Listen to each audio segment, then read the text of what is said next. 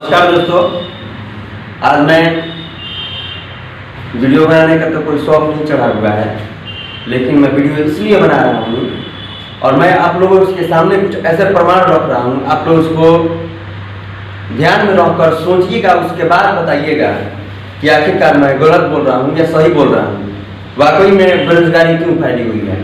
तो सबसे पहले चीज़ मैं जानना चाहता हूँ कि शिक्षा को सबसे पहले डुबाने का काम क्यों किया जा रहा है।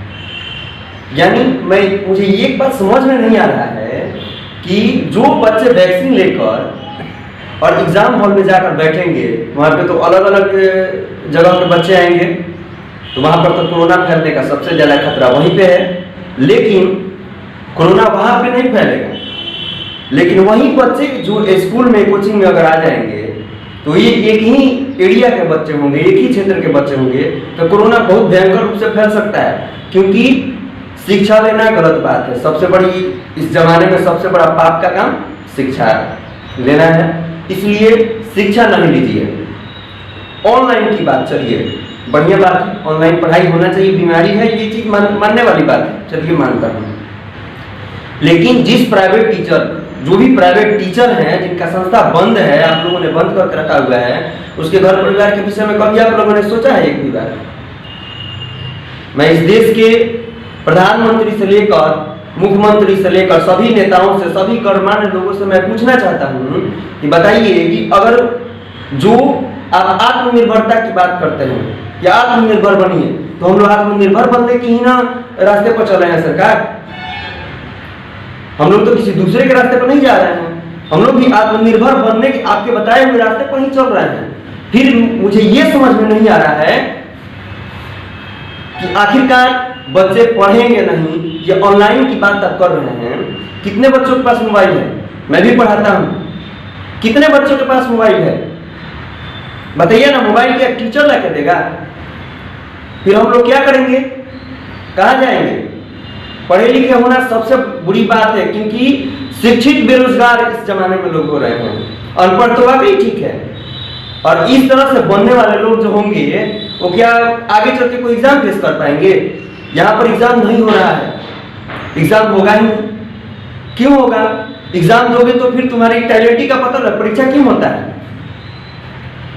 हमारे देश के बड़े बड़े नेता लोग कहते हैं कि परीक्षा जिंदगी का सौदा थोड़ी होता है, वो तो एक गेम है। तो फिर उस गेम आज जान से बढ़कर वो गेम क्यों हो गया? क्यों हो गया?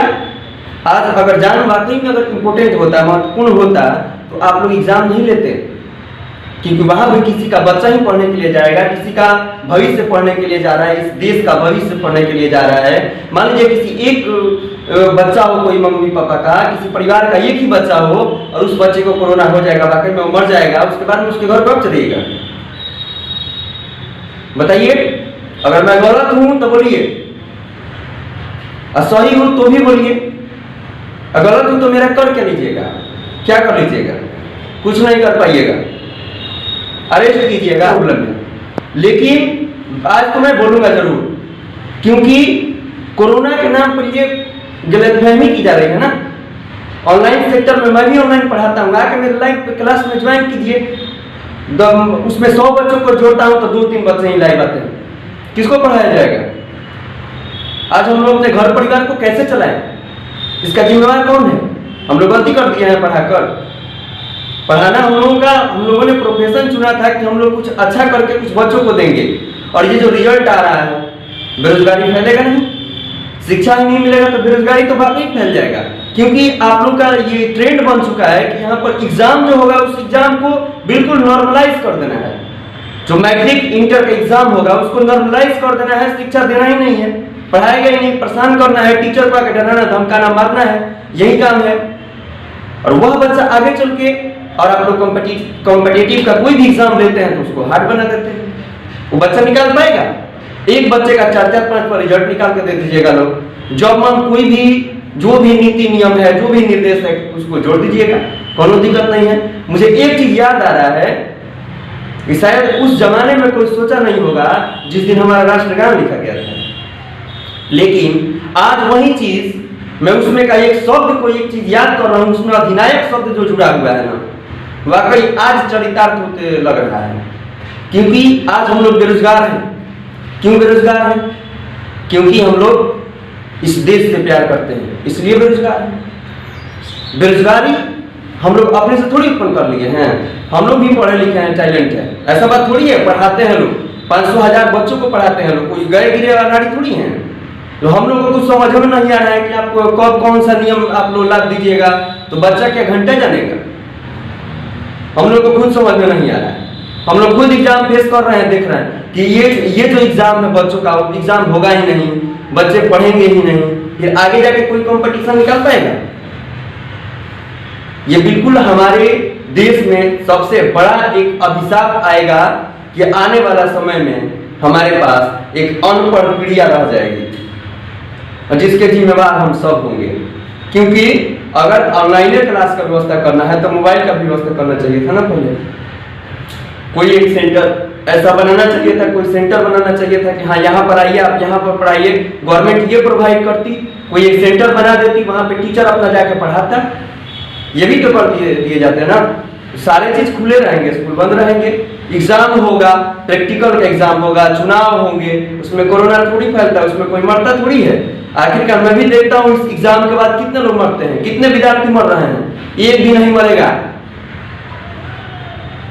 क्यों? क्योंकि ये डायरेक्ट टारगेट है। क्योंकि हम लोग पढ़ाते हैं ना, हम लोग आवाज उठाने के लिए, बोलने के लिए हम लोग बना देते हैं ना, ओरिजिनल शिक्षा न देते हैं। आपके सरकारी टीचर थोड़ी हैं हम लोग प्राइवेट टीचर है ना। तो हम लोग तो जानते हैं ना कि क्या हम लोग को देना है, क्या शिक्षा नहीं देना है। तो आपके सरकारी टीचर थोड़ी बोलने के लिए आएंगे, उनको तो पेमेंट मिल रहा है ना। वही लोग हम लोग पे उंगली उठाते हैं, और उन्हीं के बच्चे हम लोग के पास पढ़ने के लिए आते हैं। इतने टैलेंट है तो क्यों नहीं पढ़ाते हैं अपने बच्चों को अपने पास? तो मेरा बात अच्छा अगर लगा हो तो शेयर कीजिए, और इस चीज को पूरे अपने देश तक फैलाइए, पूरे बच्चों तक फैलाइए, गार्जियन तक फैलाइए, ताकि ये भी पता चल जाए वाकई में हकीकत क्या है। क्यों परेशान किया जा रहा है हम लोगों को? आखिर हम लोग की गलती क्या? हम लोग पढ़ाते हैं, सही से शिक्षा दे रहे हैं, बच्चों को टैलेंट बना दे रहे हैं। अरे आवाज उठाना तो संविधान ने बताया है, भाषा की अभिव्यक्ति की स्वतंत्रता संविधान हमारा देता है। आप लोग क्या दीजिएगा ना दीजिएगा, और किस पार्टी को खराब कहूं, किस पार्टी को अच्छा कहूं, सभी पार्टियां एक ही जैसी हैं। जो भी गवर्नमेंट बन के आएंगे वही काम करेंगे, दूसरा कुछ तो करेंगे नहीं।